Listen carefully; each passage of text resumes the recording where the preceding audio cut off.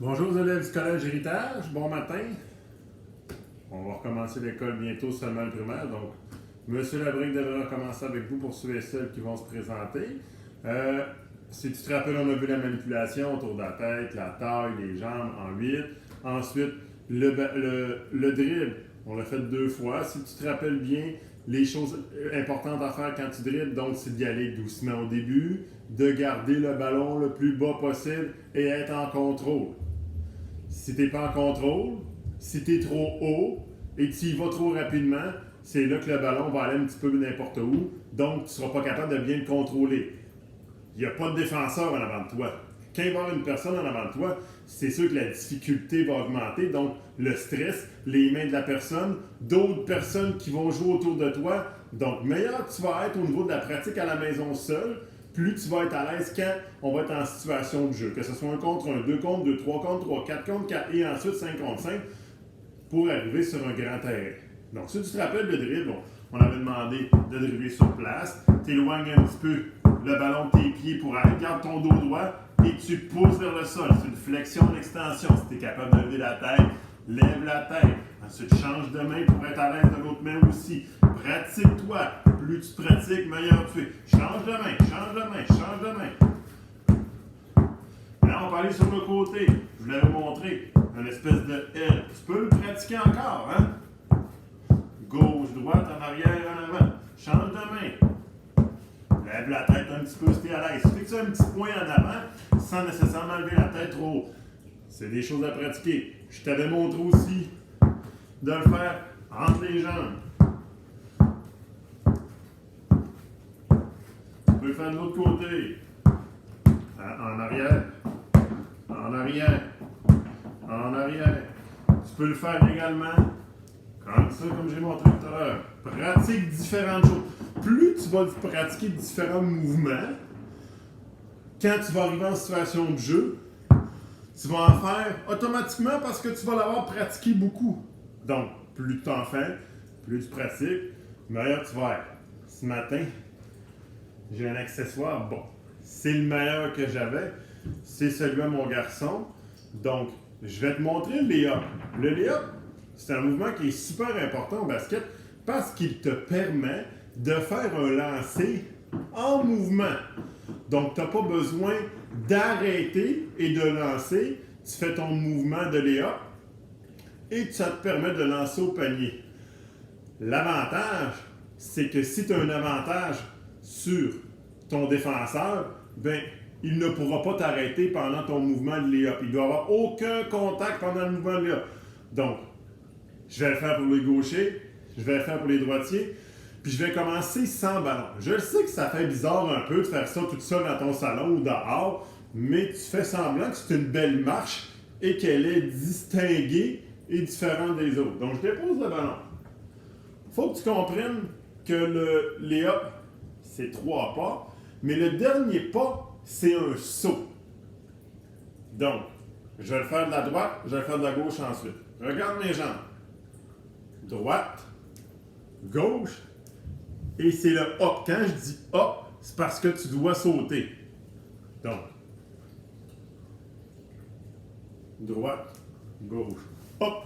En levant ton genou vers le haut, ça va t'aider à acquérir un peu plus de hauteur. Plus tu es haut, mieux c'est parce que tu vas aller pouvoir déposer le ballon le plus près possible du panier. Donc, la gauche, gauche, droite, hop. On va le faire face à toi. Gauche, droite, hop. Gauche, droite, hop. Droite, gauche, hop. Droite, gauche, hop. Fais-le. Les erreurs que plusieurs font, c'est que sur le 3e pas, ils laissent leurs jambes vers l'arrière. Je vais me placer un petit peu vers toi pour que tu vois. Ils vont faire droite, gauche, et la jambe va rester ici. Ça va être hop comme ça ici. Tu peux pas parce que je veux que ton genou lève pour t'aider à sauter. Donc, droite, gauche, hop. Si on prend le ballon, Si je fais face au panier, là, tu vas avoir un petit peu plus de dos. Même chose. Le ballon, on le tient à peu près à hauteur de son épaule. Donc, droite, gauche. Et quand je saute, ça me permet d'aller mettre le ballon dans le panier. Donc, droite, gauche, hop, pour mettre le ballon. J'aurais aimé avoir un panier pour aller à l'extérieur, mais malheureusement, j'en ai pas encore. Mon garçon est encore trop petit. Donc, quand tu fais ton lay-up, si tu es droitier, généralement, tu vas te partir de la droite. On me voit toujours. Et tu vas faire ton lay-up. Droite, gauche, et ton hop. Et je veux que tu essaies de lancer sur la planche à partir de la droite. Tu peux faire un lay-up du centre, droite, gauche, hop. Et tu peux faire un up de la gauche pour les gauchers, c'est la même chose. Gauche, droite, hop. Pratique-le. Fais-le souvent. Là, on le fait sans dribble. C'est sûr et certain qu'avec le dribble, c'est une difficulté de plus. Donc, pas besoin d'avoir nécessairement un panier. Tu peux le faire à la maison parce que ça, c'est un mouvement qui est évalué en basketball, qui est super important, comme le lancer, le dribble. C'est les trois choses les plus importantes qu'on doit maîtriser. Donc, si je le fais avec le dribble, pas besoin de panier, là. C'est pas important d'être capable de lancer. Probablement que la part d'entre vous n'en ont pas de panier à la maison. Donc, fais-le juste pour savoir tes pas et avoir la bonne coordination pour le réussir quand on va le faire à l'école. Donc, pour le dribble, un dribble au début. Je rattrape le ballon en deux mains. Droite, gauche, hop. Un dribble. Garde tes pieds égales. Fais pas de pas avant de commencer, avant d'avoir arrêté de dribbler. J'ai arrêté de dribbler.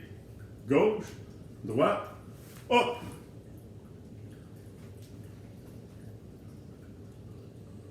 Un dribble. Droite, gauche, hop. Le genou, il lève dans les airs. Parce que le but, quand tu fais ton lay-up, c'est d'aller en hauteur. C'est un saut en hauteur pour te permettre de t'approcher du panier le plus possible pour aller déposer le ballon sur la planche ou près de l'anneau. Si tu sautes en longueur, bien, généralement, tu vas dépasser le panier et c'est là que c'est plus difficile à avoir ton lancer. Et si tu rates ton lancer et que tu es déporté vers l'arrière, bien, à ce moment-là, tu ne peux pas prendre ton rebond. Donc, je répète. 1, 2, hop! La gauche. 1, 2, hop! Ça, c'est avec un dribble. Excusez, ça sort un petit peu de la caméra. Comprenez que M. Lévesque est grand. Avec plusieurs dribbles. Hein, je dribble sur place. Même chose. 1, 2, hop! La gauche. Je suis pas obligé de... Pratique ton dribble. 1, 2, hop! Même chose. Tu vois que tu peux pratiquer ton dribble. Aussitôt que tu attrapes le ballon en deux mains, ça signifie que tu arrêtes de dribbler, tu commences tes pas. C'est sûr que tu ne peux pas faire et commencer ton lay-up. Il faut que ça soit dans un élan ensemble de compléments. Donc, la fin de ton dribble correspond au début de ton lay-up. Il ne faut pas qu'il y ait une séquence de 5 secondes entre la fin de ton dribble et le début de ton lay-up. Donc, ce que je veux pas... lay-up. 1, 2, hop. Donc, il faut vraiment que tu sois capable de... 1, 2, c'est dans un mouvement complet et suivi. Il est vraiment important, le lay-up au basket, c'est la base un petit peu quand on commence à jouer à l'attaque. Si on est capable de faire un lay-up en situation de jeu, tu n'as pas besoin de faire d'arrêt. Donc, les autres options pour lancer quand tu es près du panier, c'est quand tu dribbles, tu arrêtes et tu lances. Le dribble te permet quand même d'avancer, sauf que le lay-up te permet de faire 1, 2, et aussitôt que tu es en mouvement, le défenseur, déjà au basket, il n'y a pratiquement pas de contact, mais quand tu es en mouvement de lancer pour faire ton lay-up, il n'y a aucun contact qui est permis. Donc, ça donne un grand avantage pour faire ton lay-up. Je te souhaite une bonne semaine. Au plaisir de se revoir dans les prochaines semaines. La semaine prochaine, on va parler du lancer. Je ne vais pas lancer dans ce panier-là. Je n'ai pas de panier à la maison, mais juste te montrer le mouvement de base. Si tu es capable de faire un bon mouvement de base, d'être capable de faire toujours le même mouvement, parce que le lancer, si tu lances d'une façon une journée, l'autre façon l'autre journée, c'est là un petit peu que tu vas te perdre dans tout ce mouvement-là. Donc, c'est un mouvement important parce que si tu veux compter, la base du basket, c'est d'être capable de faire un lancer. Je te souhaite une bonne semaine, fais attention à toi et à la prochaine!